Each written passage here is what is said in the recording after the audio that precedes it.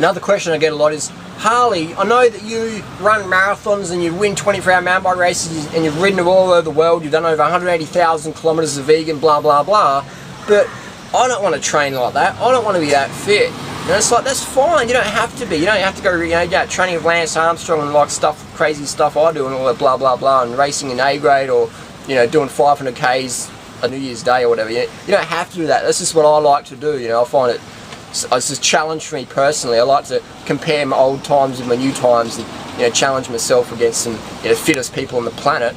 I like to do that. It's fun, You don't need to do that, but you need to exercise. So how much exercise is enough? How much exercise is enough is an individual question, because you might want to be fitter than me, or you might not want to be fitter than me. So you might want to be stronger, you might want to be a bodybuilder, you might not want to be a marathon runner. So you got to train like a bodybuilder. Don't train like me, don't train like a cyclist. Do more weights and less cardio. And if you want to get leaner, do more cardio, less weight. So it's, you got to ask yourself, what do I want to become? What do I want to look like? What do I want to feel like? And how do I do that? So what do I want to train like? So that's basically how to answer that one. How much exercise do I need to do? Depends on what you want to be. Does that make sense? If you want to look like a marathoner, be like a marathon runner, train like a marathon runner. If you want to be a yogi master, train like a yogi master. If you want to be a bodybuilder, train like a bodybuilder. If you want to be a sumo wrestler, train like a sumo wrestler. It's pretty simple. So that's the bottom line. Train for what you want to become.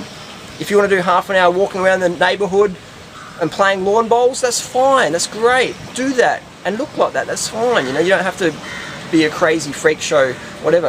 A half an hour a day, that's a lot of time. That's a lot of time to train. It's you can get a lot done in half an hour. If you run for half an hour a day, you're going to be freaking fit. You're going to be bloody fit. And if you race on the weekends, you're going to be even fitter. And if you train even smarter, having recovery days and tapering, and maybe read a running magazine or a book and learning how to train properly, half an hour a day is a lot, man. You will get so fit on half an hour a day if you train smarter. Not about training harder. You can go fry yourself every day for 30 minutes, and eventually at the end of the month, or the second month, or maybe the 6th month, you just totally burn out, blow out, and blub out. But if you train smart 30 minutes a day, man, you'll get some massive gains in whatever sport you're doing. If you train smarter versus harder. Educate yourself, read up the best training manuals from all the top coaches, and do that. It's simple and it's fun. Be as fit as you can, eat more to live more.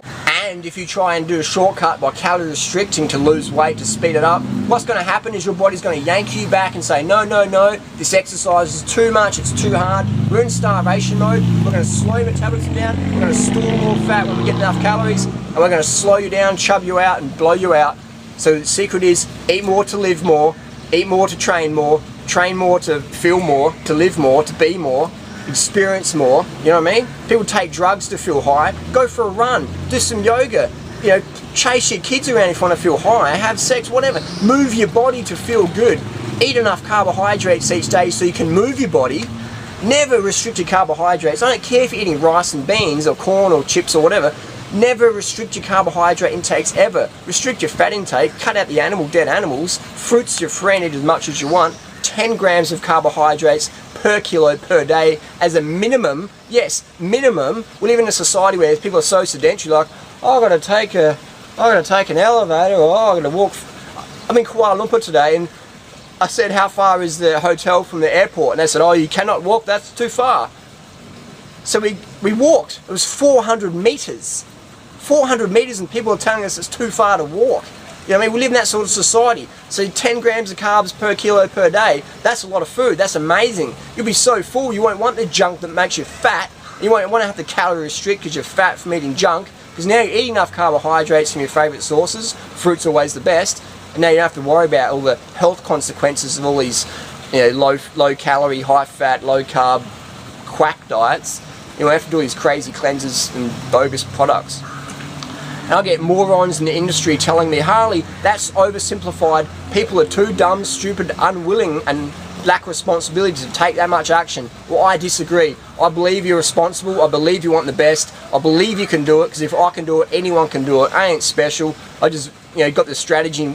I took the advice and people getting results I desired, Just lifted it from people like Doug Graham and Dr. McDougall, Carl Lewis and Lance Armstrong, people like that, their training and diet and thinking techniques, just lifted it from them. Boom. Take advice and people getting the results you desire. Bottom line. Never restrict your carb intake, train smart, live your life, enjoy it, and give more hugs to your kids.